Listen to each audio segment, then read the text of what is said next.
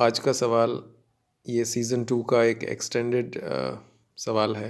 Season 2 जो recently finish हुआ, तो ये राम मंदिर से रिलेटेड है।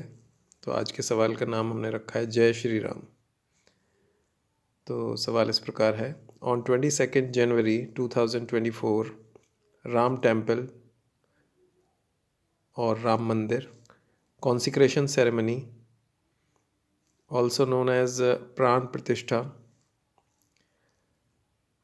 was done by Prime Minister Shri Narendra Modi, after which Ram Lala idol was unveiled.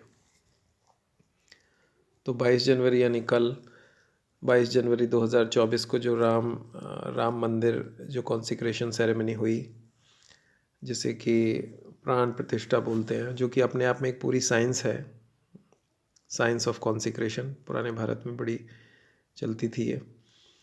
और तो वो प्राइम मिनिस्टर श्री नरेंद्र मोदी के द्वारा पूरी तरह से पूरी की गई। उसमें उसके बाद फिर रामलला की मूर्ति अनवेल हुई। तो इसमें जो ये प्राण प्रतिष्ठा है, ये एक सनातन धर्म में एक सेक्रेड सेरेमनी मानी जाती है। और प्राण मतलब जिसे कि हम बोलते हैं, जैसे प्राण शक्ति आपने सुना होगा, हम योगा भी करते हैं तो प्राण जो होता है हमारा, लाइफ फोर्स इंग्लिश में बोलते हैं, उसको इन्वोक किया जाता है और फिर उसको ट्रांसफ़र करते हैं उस आइडल में। मतलब जैसे यहाँ पे वो जो भी मूर्ति है उसके अंदर ट्रांसफ़र करते हैं। किसी भी डेटी की हो सकती है, यहाँ पर श्री राम की है। तो ऐसे टेम्पल में जो होती थी तो वो प्राण प्रतिष्ठा करते थे पहले के समय में। तो ये एक प्रोसेस है, ये एनर्जी सिस्टम्स जिसे बोलते हैं, उसमें ये प्रोसेस था। जब आप अपनी एनर्जीज़ पे काम करते हैं तो वो राइज़ होती हैं और उसके बाद आप ऐसा कर सकते हैं। तो अब उतने लोग नहीं हैं ऐसे करने वाले, पर रिसेंटली हम सुनते हैं एक उदाहरण जग्गी वासुदेव जी का, जिन्होंने भी ध्यान लिंग जो है, बताते हैं कि उसमें उन्होंने अपने चक्रों की एनर्जी डाली। तो एक बार जब उसमें डाल देते हैं, प्राण प्रतिष्ठा करते हैं, तो वो एक लिविंग एंटिटी की तरह रहता है और फिर उसे लोग वर्शिप करते हैं।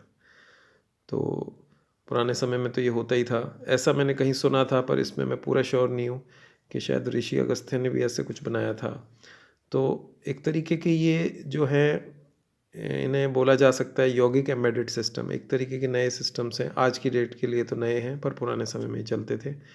तो किस तरह से अपनी एनर्जी एम्बेड कर दी गई, पर एनर्जी के हिसाब से ही वैसे भी यूनिवर्स चलता है। तो भारत की तो देन यही थी, क्योंकि लोगों ने अपनी एनर्जीज़ पे काम किया, जिसमें कि वक्त लगता है, सालों लगते हैं, और उसके बाद फिर वो ऐसा कर सकते हैं। ओके, तो वो उसे कुछ अच्छी चीज़ के लिए यूज़ करें। और तो इस तरीके से प्राण प्रतिष्ठा हुई। अब इसमें जो सवाल है वो है मूर्तिकार से रिलेटेड है। तो Arun Yogiraj is the sculptor who created the Ram Lalla idol. जिन्होंने ये रामलला की मूर्ति बनाई वो अरुण योगीराज नाम है। बताते हैं और भी कुछ लोग थे, 2 लोग और थे, और किस तरीके से इन्होंने ये वाली सेलेक्ट करी। और अरुण योगीराज जो हैं ये 5 जनरेशन के मूर्तिकार हैं, 5 जनरेशन से काम कर रहे हैं, इनकी जनरेशन्स काम कर रही हैं।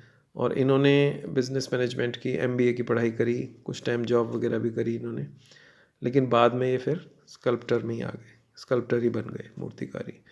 तो इनके फादर इन्हें सपोर्ट करते थे और अब ये उसको नेक्स्ट लेवल पर ले गए हैं। इन्होंने काफ़ी सारी और हनुमान जी की भी कोई बनाई है, सुभाष चंद्र बोस की भी बनाई है, और अच्छी अच्छी मूर्तियाँ ये बनाते हैं। तो अब आज का सवाल ये है कि he comes from which city. Your options are A Mysore Karnataka और बी अहमदाबाद गुजरात। तो क्या वो मैसूर कर्नाटका से आते हैं या फिर बी अहमदाबाद गुजरात से? तो ट्राई करें आज का सवाल। और ये अच्छे से हुई, और एक तरीके से जो पुरानी परंपराएं हैं अब फिर से रिवाइव हो रही हैं एनर्जी सिस्टम्स में। भारत की जो पूरी देन है विश्व को, वो एनर्जी सिस्टम्स की है। योगा खुद वही है, मेडिटेशन खुद वही है। हम अपनी एनर्जीज़ पे काम करते हैं और ऐसे बताते हैं कि हम एक व्यक्ति जो है वो एक पूरे ब्रह्मांड से कनेक्टेड होता है, पूरे ब्रह्मांड की सारी बातें उसके अंदर होती हैं। तो जैसे जैसे एनर्जी राइज करती है वो उन लेवल्स को फील कर पाता है। तो सबसे इम्पोर्टेंट वही चीज़ है। और तो ये एक अच्छी बात हुई। तो ट्राई करें आप आज का सवाल। Okay, thank you.